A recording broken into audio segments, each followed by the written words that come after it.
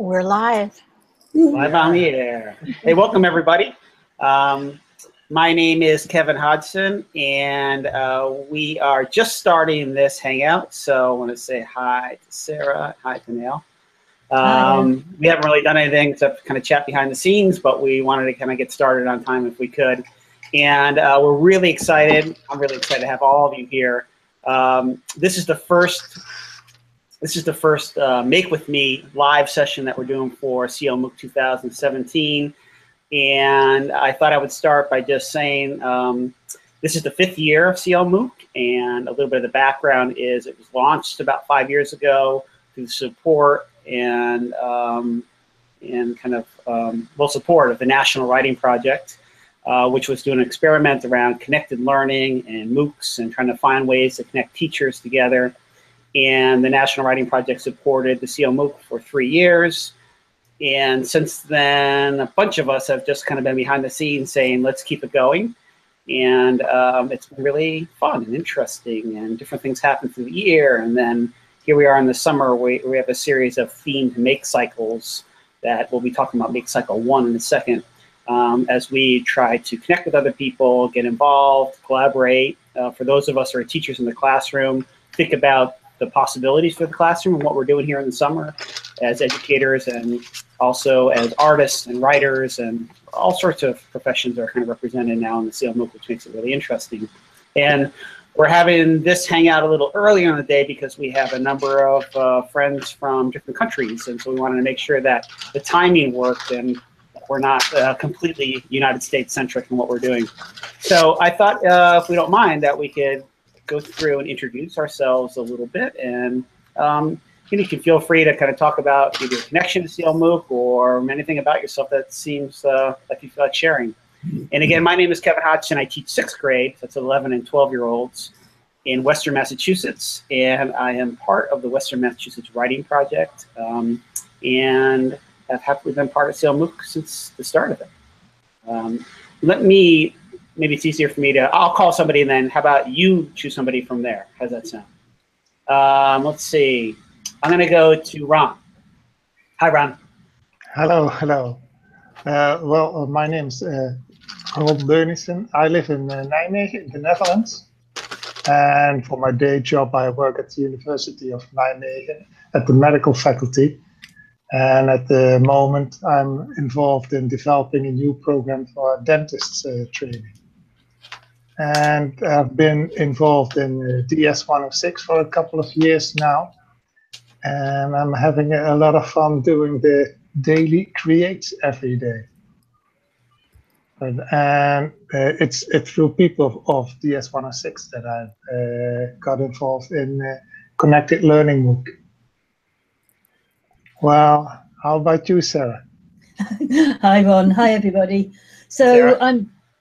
I'm Sarah from Scotland, and I'm sitting here, as ever, I'm sitting knitting a sock. That's what make with me. Yeah. Lots of Is that the bass one? That's my electric bass that Neil made me. So he can tell you all about that in a minute. And I've been around CLMOOC for a couple of years now, since maybe 2015.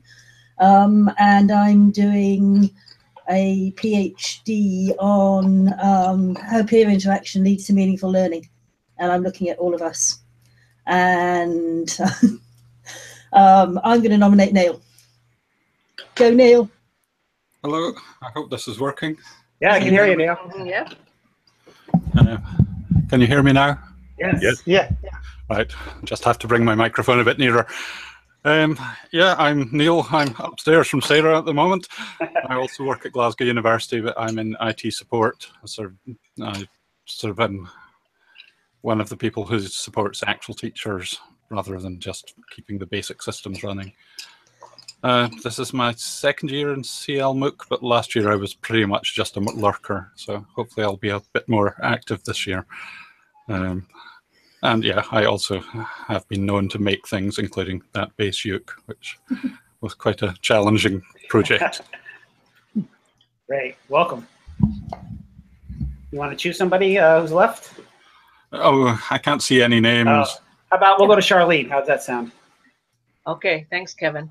I'm Charlene Doland, and I live in the Chicago area. And I'm a project-based learning facilitator and a coach. And I got involved in the CLMOOC, I think must be my 3rd year. I think I got dragged in through the deeper learning folks. And every summer I learn new cool stuff. And one of the things that a few of us got tangled up in that I plan on implementing this year with my grade 6 to 12 students is developing transmedia stories and related, in this case, to service learning projects. Great. Sherry, you want to go? Okay, I'm Sherry Edwards, and I've taught middle school language arts for 31 years. I'm retired now. And I got started at the beginning with CLMOOC, I think through Twitter and @MOOC. That's how I got started. And it's just an amazing connected group of people that always is inviting more.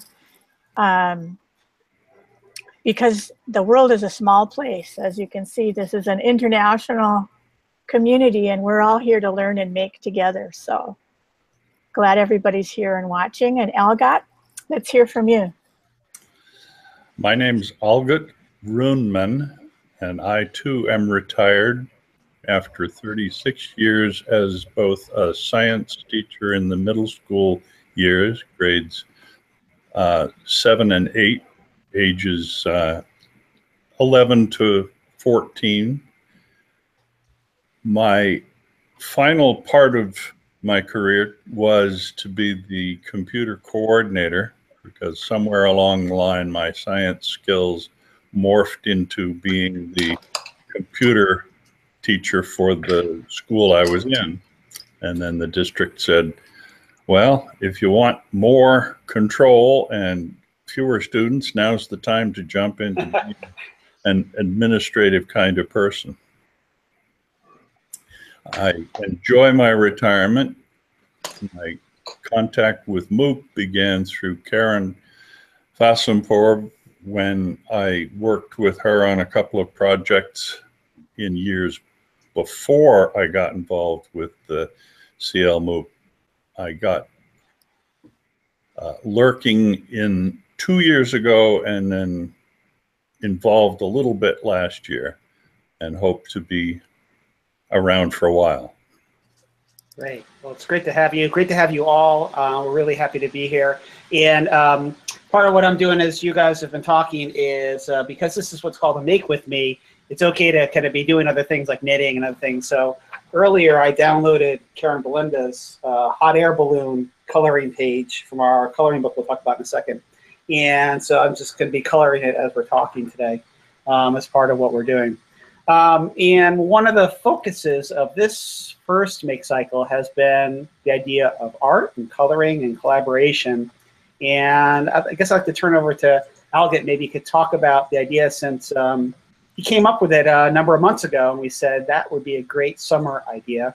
And here we are in the midst of it, putting his idea into action. And so I thought if he wouldn't mind talking about what he was thinking about and what he's kind of where things are and what we're hoping to do. My pleasure. I do something on a forum that is called the Word of the Day, and the forum is a place that gives me the chance just to post from a dictionary definition and then write a sentence that illustrates the word as I see it.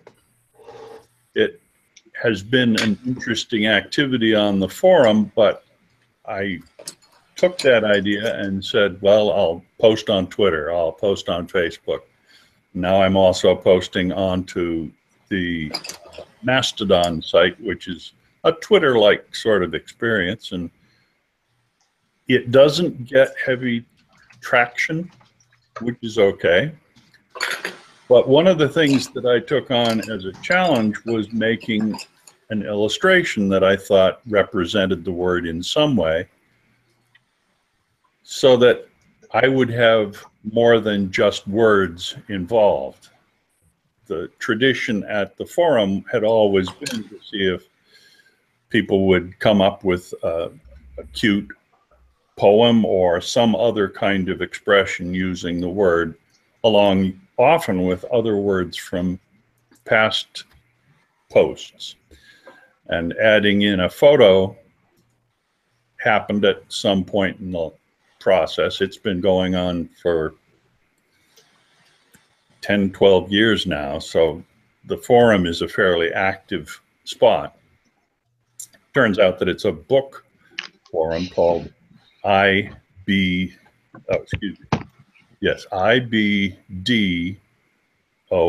Internet Book Database of Fiction. And it has a whole bunch of topics in a standard forum sort of way. And this was just where I was playing on a daily basis. And I thought, well, gee, you know, some of these pictures are a lot of fun for me to make because I use a program most of the time called Inkscape.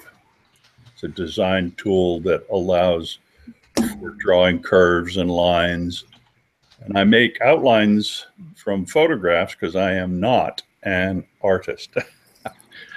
But following the outlines gives me the chance to build some sort of picture on a daily basis. And I thought, gee, you know, this could be useful if CLMOOC wanted to have a coloring book of pages that people put together, which could be shared and serve not only as fun during the collaborative process of sharing individual pictures, but at the end of the summer, we might have enough of them to compile into a little book that we could publish as a CLMOOC product, adding a few pages that explain CLMOOC and what it does and how it got to be, and be kind of an advertising thing to even attract more than we already have.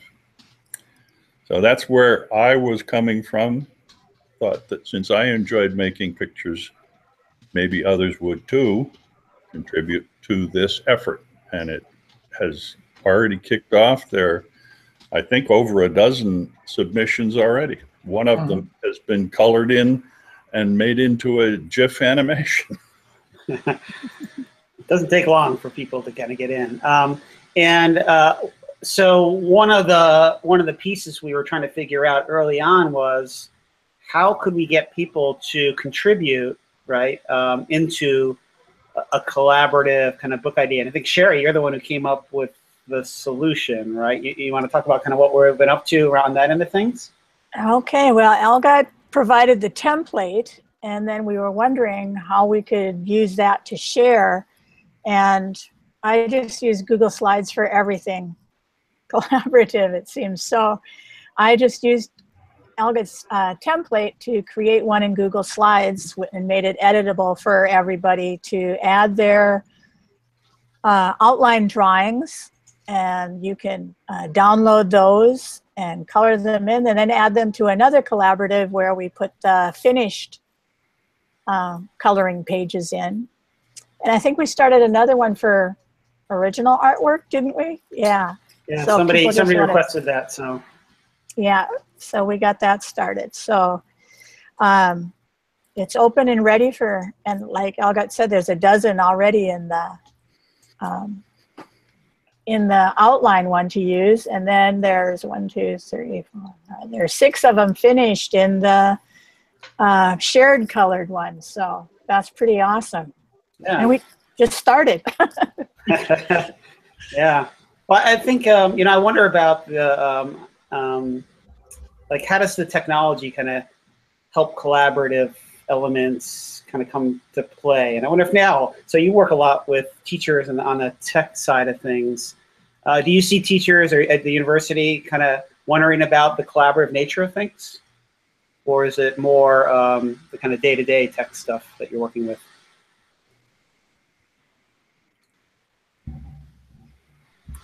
Now? Oh, can't hear me?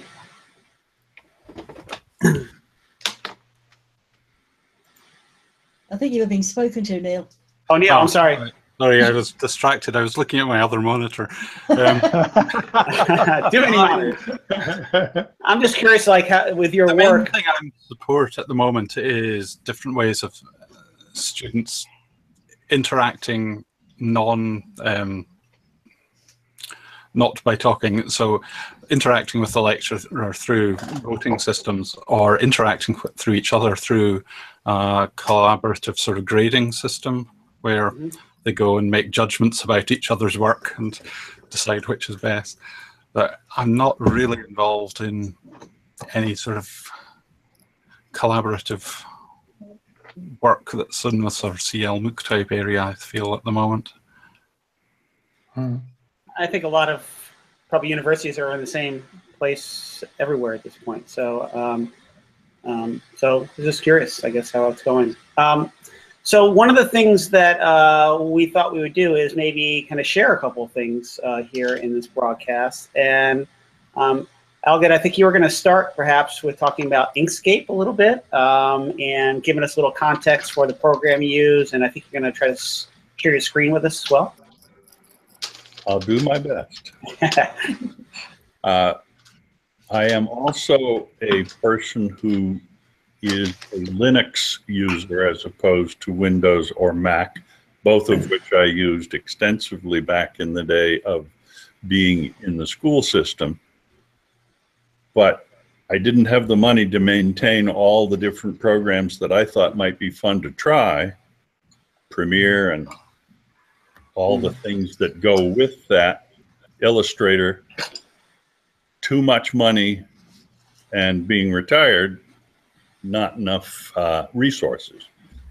But once I got involved with the free software concept, I located, with the help of a lot of other people, programs that did things like the others that cost too much, and Inkscape is one of those.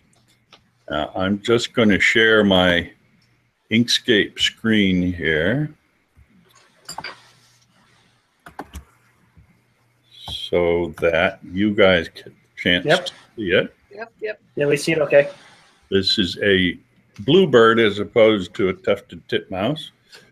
And I chose the bird motif for my kind of work because A, I'm not artistic, and B, it has great color patches. Birds tend to not be just mottled color. They're blue, red, white, black, and easy to outline into some shapes that would work with coloring book.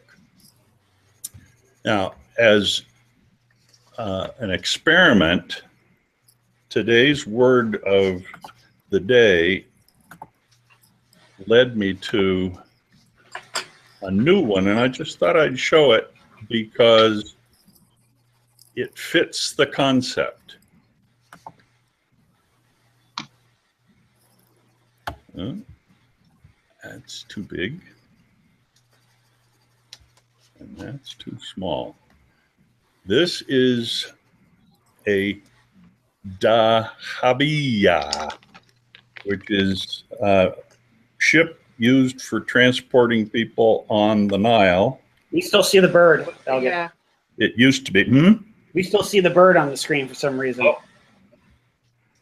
All right, it's a different window apparently, so let me stop sharing that one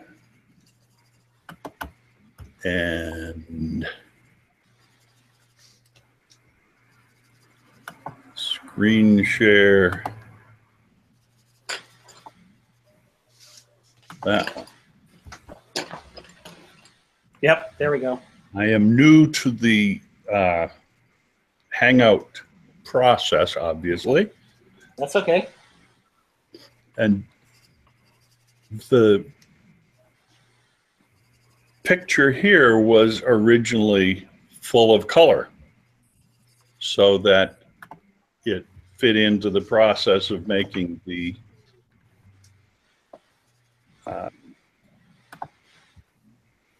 see if that comes up. Are you seeing? We're seeing the uncolored one. You're of still it. seeing the uncolored, so I'm going to see if I can copy and paste here. There you go. Side by side. Yes. Yep. Yeah, there we go. This is all just basic, simple outlines and making curves. There's nothing fancy about it. And it's relatively straightforward. So that if I want to do a new picture like the bird, I just begin using a tool that's over here on the left called the Bezier Draw tool. Click on that. Begin making lines around something. I'm faking it here because I don't want to keep losing your focus. But that could be the outline of the breast of the bluebird.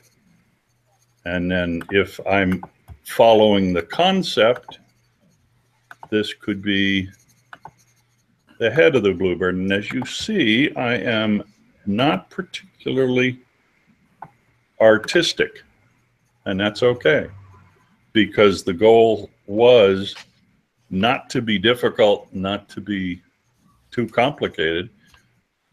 But if I'm following around an actual bird's outline, I would wind up with something more like this dahabia. The colors are pretty cool in that, particularly in the background, the sky colors.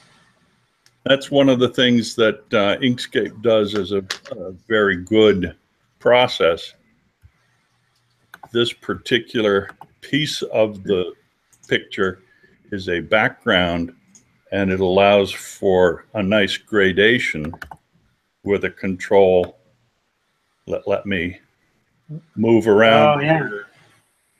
The gradation comes and goes,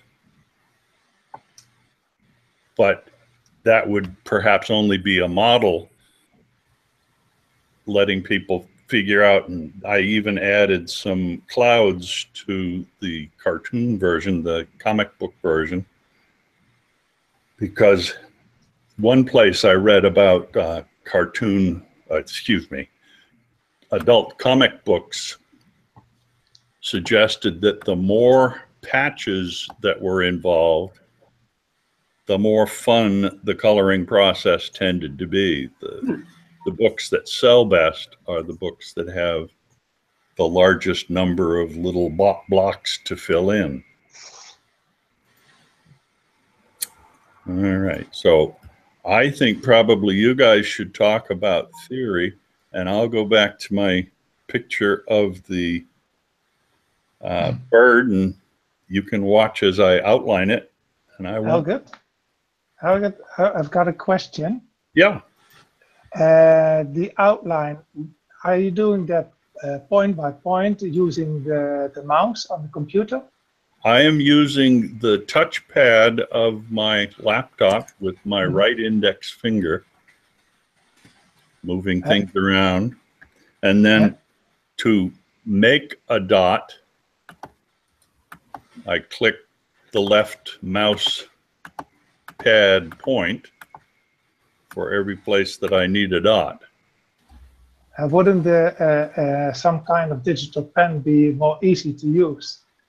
Well, being non-artistic, there are freehand tools like this one. Though I am not a particularly good freehander.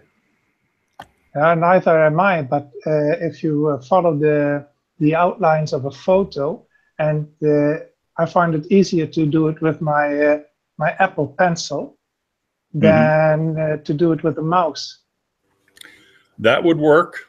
I do not have a tablet to play that way, so I've made my peace with using the mouse in essence. That's, well, Ron, that's the cheapest way, I think. Maybe you could show us a little about what you've been doing Well, I could, Since you have your pen and did you have your iPad? Yeah, I got my iPad. What I've just been doing is, this is my iPad, and this is the application Procreate. You can see it's got lots of layers. And I just started off with making a,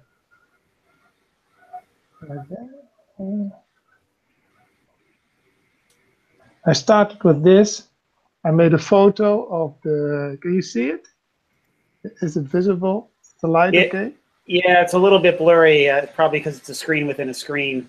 Okay. Okay, I don't know. Well, what I did is I made a photo of the card you sent to me, the postcard with the guy on it. And then I added layers to it. And on each layer, I can draw or delete parts of the original. I can add a background behind it. I can make extra drawings on it and put a beard on him, some lipstick on his lips, some blue in the background. So what I do is, like Algid, I work from photos, which actually the great painter Breitner also did by making photos of Paris and making his famous pictures, paintings. And then I import the photo into Procreate app on my iPad. And there I follow the outlines using my, my pencil. And then after that, I alter the outlines as I want to, and I fill in colors like I want to. And I've been doing that for quite some time now. And well, because of the experience I got in sharing art in DS106, well, I made this in this book. And it's made in a course, but it was actually the DS106 course that made it possible for me to dare to share what I make, because that's the most difficult part, that to step outside your own box and to dare to share what you make. So that's how I use my iPad almost every evening. I think that's a really good point, that dare to share, because I think it depends and hopefully relies on a community of people that are supportive of that kind of sharing, right? And I do like to think that CLMOOC is one of those, and DS106 and some other ones that some of us have kind of filtered in through. That seems to be a real common denominator. I'm kind of curious about what we think about. I know we had some people wondering about, they don't see themselves as artists, right? And how we help people kind of bridge that divide between the art and the writing and creating. I don't know, maybe Sarah has some ideas on this, or Sherry. I just been trying to think about this idea of how do we help people. I don't see myself as an artist because I look at what I do artistically, and I see what you do, Ron, and Algid and others. I think, well, mine's pretty far away from that. But I do see the bridge between that and the writing that I do. I'm just curious how other people kind of are thinking about that. Sarah, you're muted.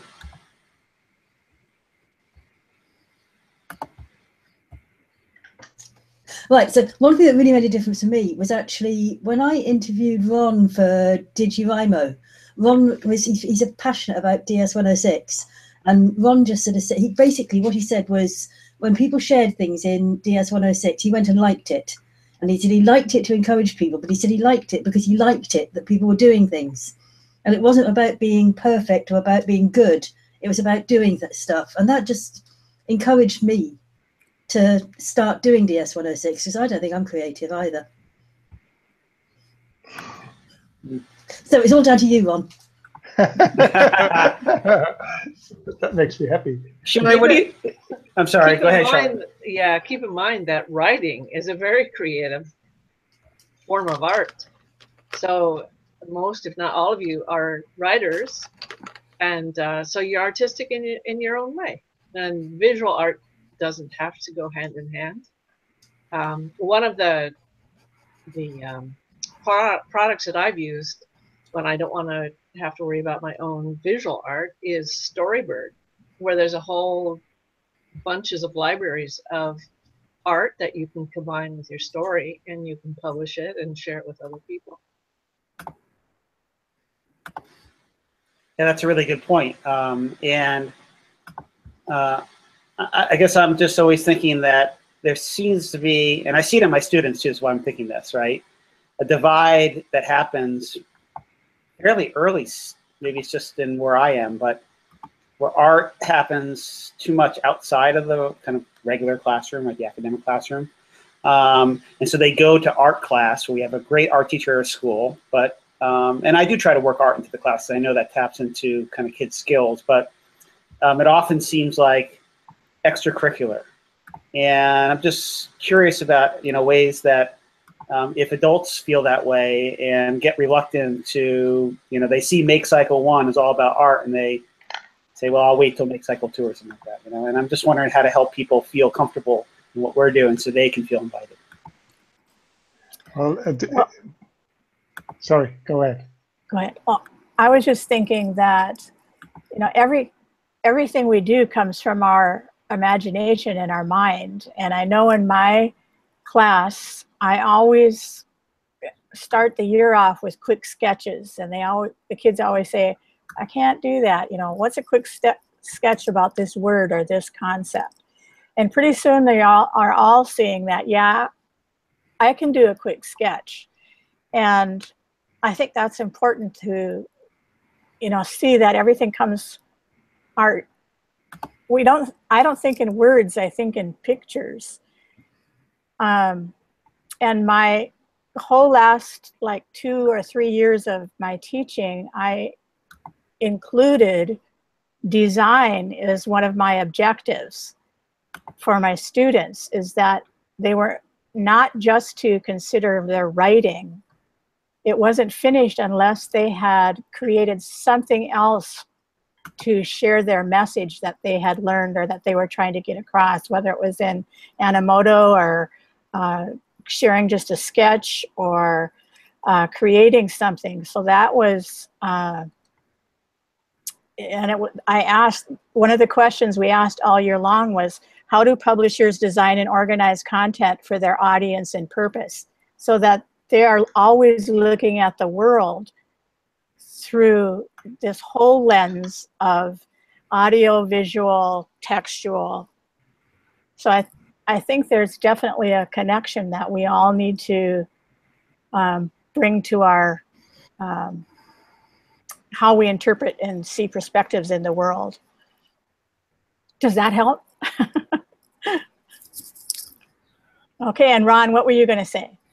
Well, one thing that deletes enthusiasm in kids is grading their pictures or grading their pieces of art in early days of schooling.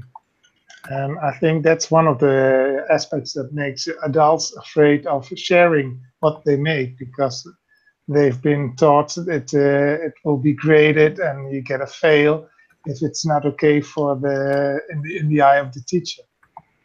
And that's a pity, I think. It is true. We hardly ever talked about grades in my classroom. We talked about what did we learn. And I had to give grades, but they analyzed their own work and gave themselves their grades. So grading became less important than what you said earlier, the doing. It's the doing that makes important. And if you're trying and you've learned something, that's what's important. I fully agree. Yeah. I mean, I do think that the art is coming more and more into the conversations around. I think design is a good way to think about it, Sherry, and the different ways that we all can express what we're thinking about. It's interesting though, like when I draw, if I'm drawing or coloring something, it's a different kind of mindset than if I'm writing a story, but I feel the connections between the two. So, and that can be really powerful. We started doing some sketchnoting with students this past year a little bit. I'll have to do more next year. Yeah, trying to visualize what the speaker's saying and making notes that way and connecting the text and the drawings in a very quick fashion.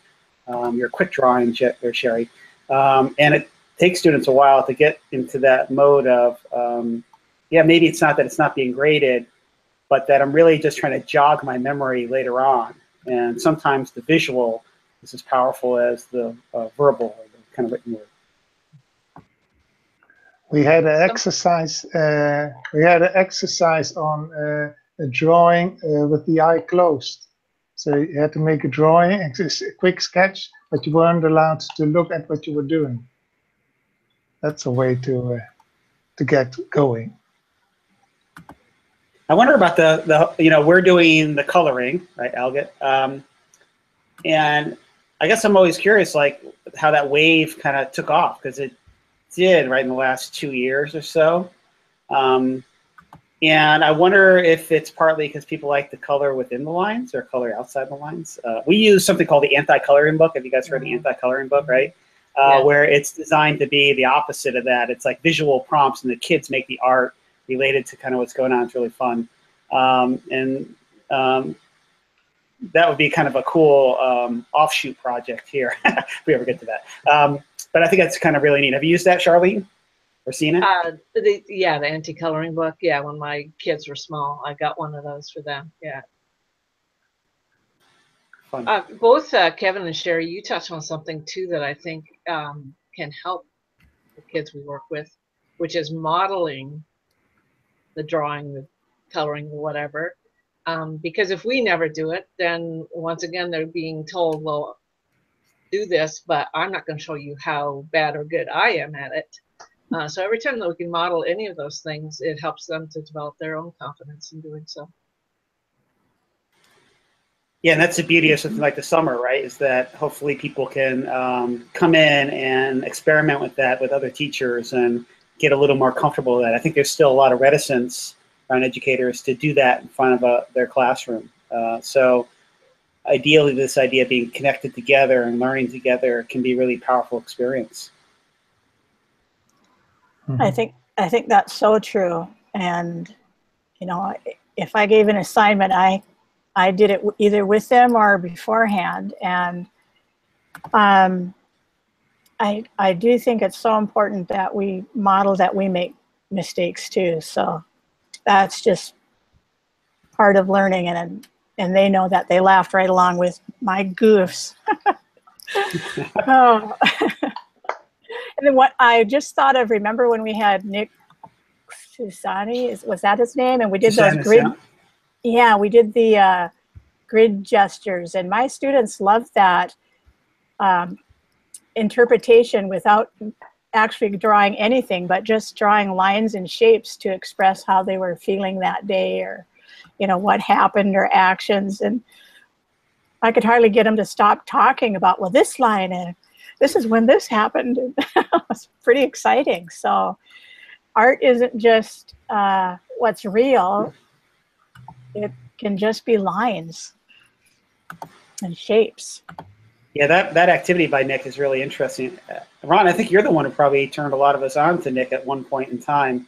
And we did a make with me with Nick, I think it was maybe last year. That was really interesting, of really trying to get beyond the very literal art, right? And instead kind of let the art represent bigger ideas. And that's a really important part of things too. I wonder, does our technology help us as artists or hinder us as artists, I wonder? Well, it depends on how difficult it is to use. I mean, if you make a coloring with color pencils, that can be very difficult too. On lesson, I've got lessons on Thursday evening, and I can be doing one coloring for 3 months, each week an evening. So even a color pencil, which sounds like a simple tool, can be very difficult to use. And on the other hand, an iPad, if you know how to use it, it can be more easy to use than a color pencil. So it's not particularly the instrument. Well, technology has helped me to dare to draw because I'm not an artist, and the sketch note and the doodle a day really on my iPad, you know, I can undo. I don't have to worry about it. You know, oh my gosh, that is so, I really messed that up. Undo, you know, so, and I think, you know, Algot is showing us there that great free Inkscape is just awesome. I might finally be able to use that bezel tool or whatever it's called.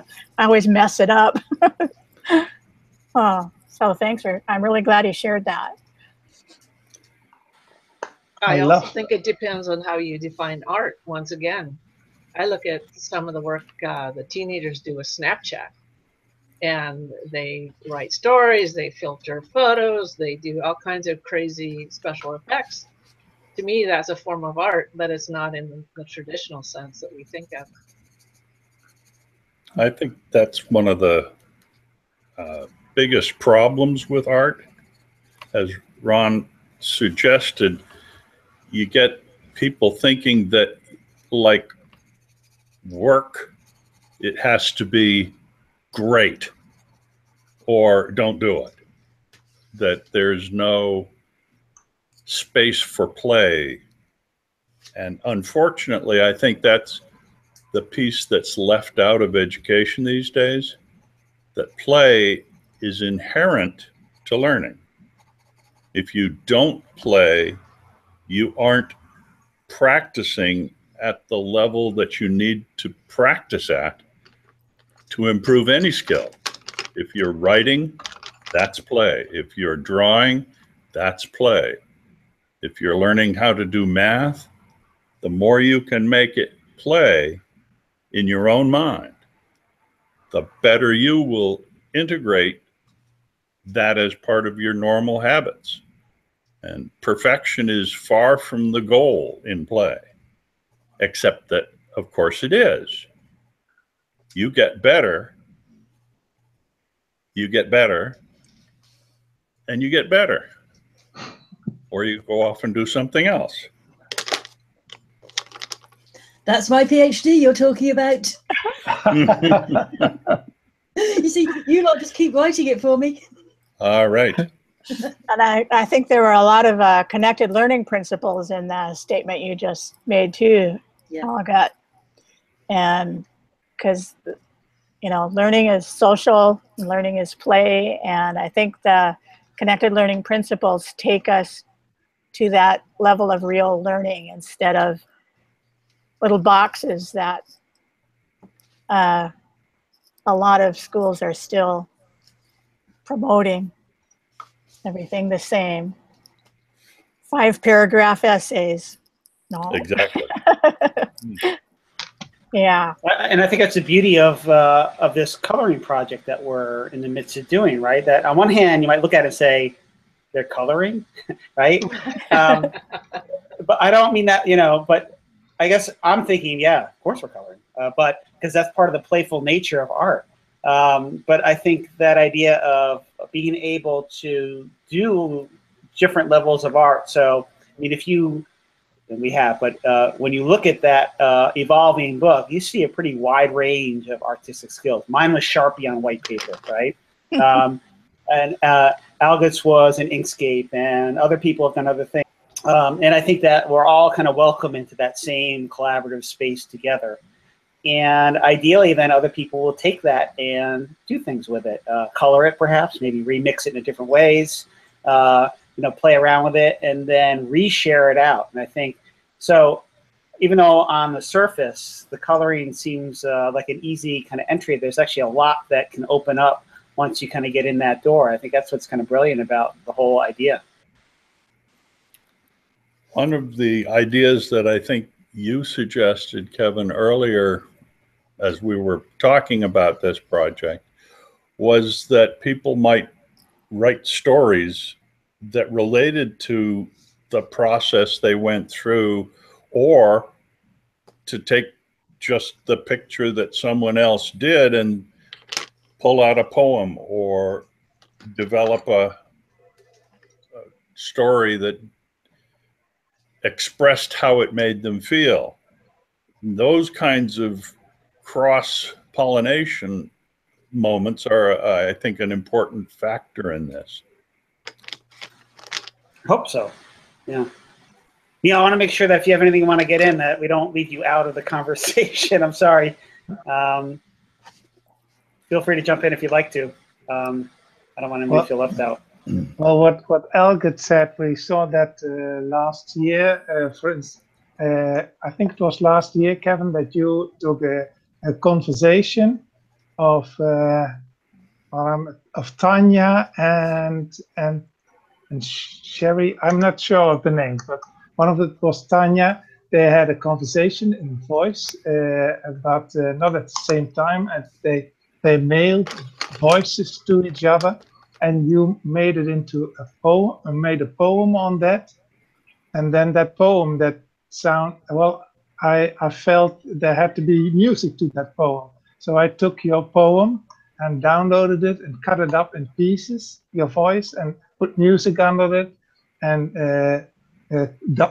copied a couple of your words and played them again. So that's the remixing we've been doing for some time now in DS106 and in DigiRimo too. And I think that's a form of art too. It's a form of play, but it's also a form of art. Yeah, and I think that with the coloring project, we tried to make it clear that people who are uploading their images would be doing a Creative Commons licensing, so that would open the door for remix. I'm even thinking later on in the summer, Neil's going to be helping us think about GIFs and kind of short video things. And wouldn't it be cool if people circle back around at that point, Neil, and to the coloring book as a backdrop, or something kind of related to that? That might be a neat kind of remix opportunity. Yeah, that would be really good. And I certainly hope that the coloring book will have some suitable pictures for people to turn into backdrops. There's something someone was saying a bit earlier about sometimes people don't feel they have the skills. And it just occurred to me, today I was doing some training where I was learning some game programming stuff, but the tutorial just said, first thing, download the art. And I thought, yeah, this is actually quite a neat idea. Have the little bits of art that people can remix themselves and pull together to make bigger pictures or animations. So yeah. I might be thinking a bit about creating a few pings that can be remixed by other people, so that take a little bit from me and put it on top of something else to make whatever they wish. Yeah, that's a great idea. Maybe some kind of shared folder or something of some media that people who need an easy entry in with a confined amount of media might be a really wise kind of move for us. Yeah. For you.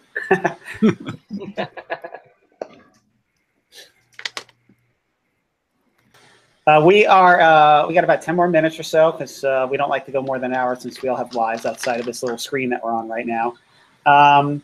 Is there anything that anybody's thinking about related to either this week or to the art, or suggestions for people who are watching and wondering how they might still get involved?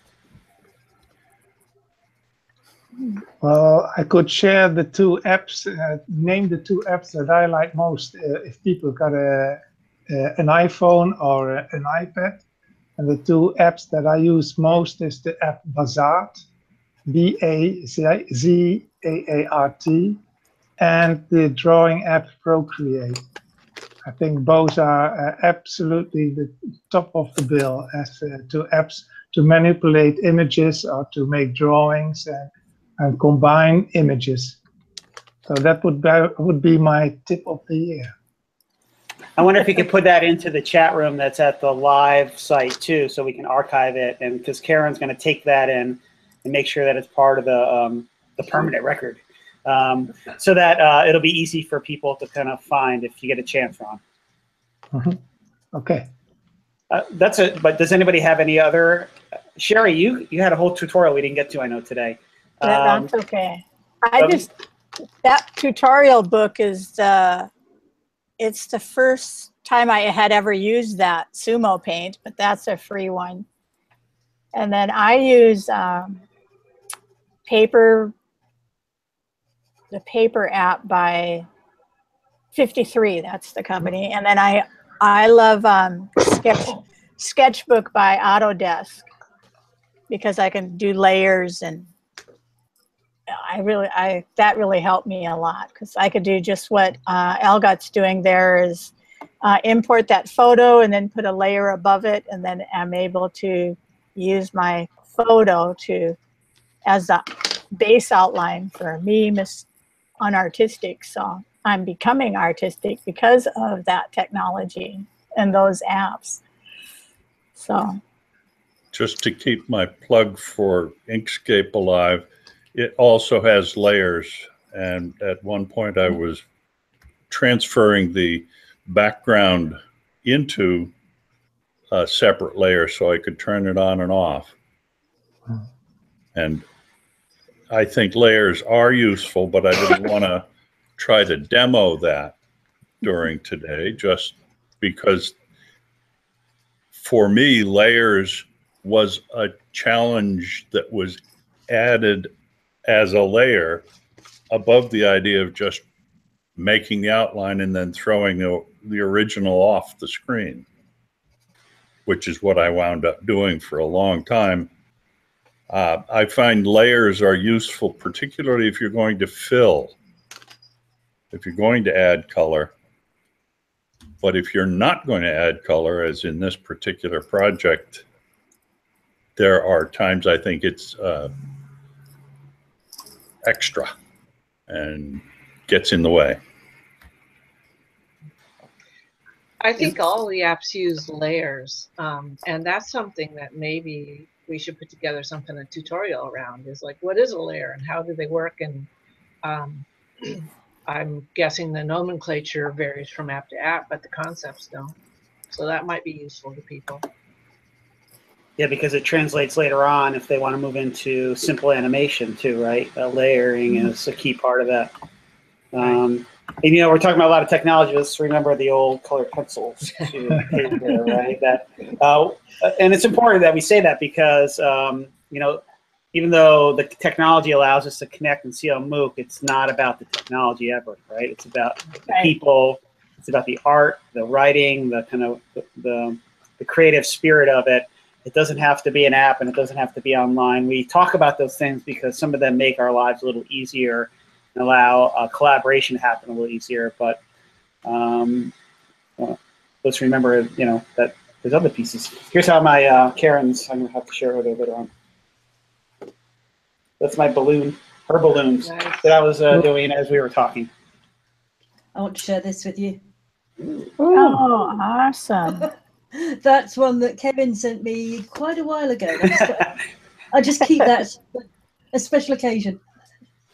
So I've just been colouring that as we've been talking. Nice. Here's the one Kevin sent me, which you can see is still uncolored.